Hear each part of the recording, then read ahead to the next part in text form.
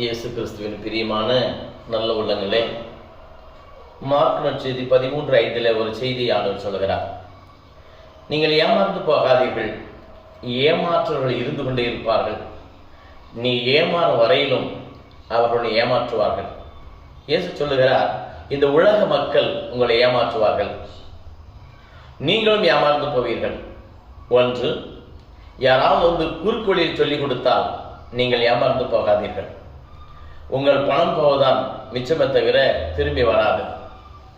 Price சீட்டு வாங்குவதில் எல்லாருக்கும் ஒரு ஆசை உண்டு, சீக்கிரம் செல்வந்தான் ஆகலாம் என்று. அதுவும் நமக்கு ஏமாற்றத்தை கொடுக்குமே தவிர லாபம் கொடுக்காது.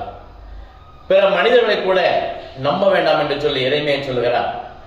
பக்கத்து வீட்டாரை நம்பாதே, சொந்தங்களையும் 100 மடங்கு நம்பாதே. ஏனென்றால் நேரம் வரும்பொழுது உன்னை ஏமாற்றுவார்கள்.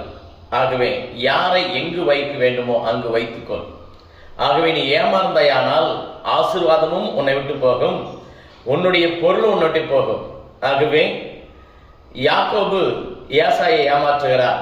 ஏனென்றால் அவனுக்கு அந்த உணவின் மீது ஆசை இருந்ததால உணவை கொடுத்து ஆசீர்வாதத்தை வாங்கி கொண்டான். இன்றைக்கும் நம்ம ஆசையினால்தான் சில பொருட்கள் இழக்கிறோம். ஆகவே மனிதனை நம்பாதே, சூழலையும் சொல்லிக்கொண்டு ஏமாந்து போகாதே. இரண்டாவது, ஆண்டவர் கொடுப்பதையும் நீ இழந்து விடாதே. ஆண்டவர் சொல்லுகிறார், இதோ என் பெயரை வைத்துக் கொண்டு அநேகர் வந்து ஏமாற்றுவார்கள், சபையை மாற்றுவார்கள், சபை விட்டு வா என்று சொல்வார்கள், பொருளை கொடு என்று கேட்பார்கள். ஆகவே நீ எச்சரிக்கையாரு, நீ யாருக்கும் ஏமாறாதே, உழைத்து முன்னேறு, நீ நம்பு இயேசுவை, உன் நிலை உயர்ந்து நிற்கும். ஆமென்.